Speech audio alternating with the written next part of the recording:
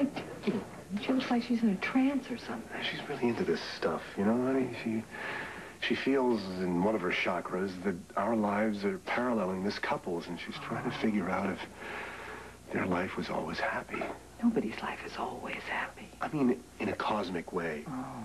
Why doesn't she just talk to them? Excuse me? Seance, you know, bring forth the spirits. I did that in Passion's Outpost. I'm telling you, everybody screamed over it. Don't give her any ideas. I feel so warm here. Honey, it was 90 degrees in the shade at 5 o'clock. I feel warm here, too. Me too. Really. And I think this is the perfect house for you and Cass to be married in. Warts and all. You know, Felicia is absolutely right. So what if the septic system backs up? Think about it. In 50 years, at our wedding anniversary, we'll be able to tell all of our grandchildren about our wedding day and how all the guests had to use the neighbors' facilities all night. You know, it's a cute story. And, honey, what? I know the perfect antique clothing store for you. You're going to look just like that lady in the photograph. What do you think, Cass? Oh, I've always fancied myself to be a 20th century Rhett Butler. The decade is about 30 years off, but I do get the picture. Oh.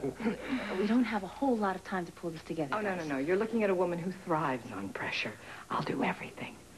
Okay. Now, I happen to know these two guys from my holistic healing class who play the banjo. Maybe we could get them. We're going to march down the aisle to Dueling Banjos. I think it's an excellent idea. I do, too. Truly excellent. In fact, I think we should set this moment more officially. I'm going to go out and get a bottle of champagne and some upscale paper cups, okay? Yes. And give me about 10 minutes, and we will be drinking a toast to our wedding. And if you two kids get any ideas about hors d'oeuvres, you know, I have this thing for those little weenies and blankets. Don't tell anybody, but I do. I'll see you. He is crazy about you. I know. Okay, come on. Stand right over here. All right, and say something. Go ahead. Why? Because I'm trying to find out the perfect place for the altar. Well, Now, what does go my ahead. saying something have to do with the altar? No, this is not it. Acoustics, honey. We want to find the perfect... No, wait, let me just set you up here. I'm so sick of going to those weddings, aren't you, where you never hear the couple recite their vows? We're going to change all that with your wedding now. All right, now.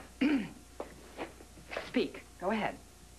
Do you really think the wedding will work here? Oh, absolutely I do. Now, just say, I, Mary Frances, take thee, Cass. Go ahead, say that. Now? Yeah, go ahead, right now. I, Mary Frances, take thee, Cass, for my lawful and wedded husband. You know, that sort of thing. Go ahead. I, Mary Frances, take... This isn't working. What are you talking about? It's perfect. There's no echo here, nothing. And the light from the window, it'll highlight your red hair. I can't marry him, Felicia. Frankie, could you try and explain to me what happened in the last 30 minutes that made you change your mind about marrying Cass? I have never stuck anything out. Never, ever. Come on. I find that hard to believe. It all started back in the 5th grade when I had this wicked crush on Jeffrey Leinhart, and he totally rejected me for this blonde named Jill. Are you serious? He dumped me for somebody who couldn't throw a baseball to save her life and had knobby knees besides. And that's why you can't marry Cass? I have never been the same since Jeffrey left me. Honey, you were 11. That is a very important time in childhood, Felicia. Anyway, I have never had the same attention span after that. My assignments were always late. I kept changing hobbies. One day it was drum lessons. The next day it was CB radio. It drove Mama crazy. And then I grow up and what happens? I cannot keep a job for more than 6 months. I am the poster child for career changes, and I have had one crush after another until I met Cass. Ah, okay. Now you're starting to make a little sense. Come on, let's sit down. All right. When you found Cass, you finally found someone that you could love for your whole life. Do you have any idea how lucky you are? Do you know how many people never get that chance? Ooh. You're good, aren't you? Yeah, I am. I'm a lousy cook. Cass eats out. I'm a terrible housekeeper. I don't know how to fold fitted sheets.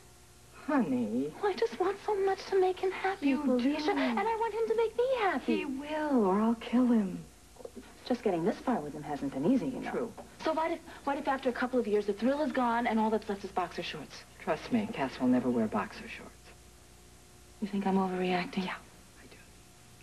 It's their standard case of nerves. Really? Really. Think so? Oh, yeah. Okay? Okay. Good. I wonder where he is, anyway. I don't know. Should have been back by now. Yeah. He probably knew you were about to lose it. Wanted me to be here for you. He does know when a woman needs to vent to another woman. Yeah, bless his heart. Well, why don't I go and see where he is, okay? And, why don't you just stay here and, well, you can kind of visualize. Oh, thank you, Felicia. I do feel better. Good. I'm glad I could be of assistance.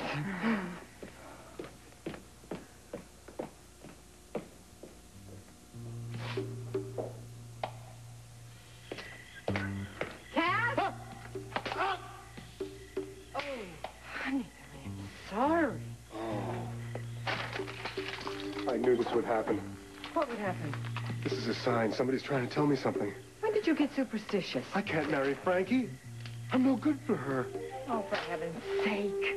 All right, I want you to come with me and don't say boo until I tell you to. You got that? Come on.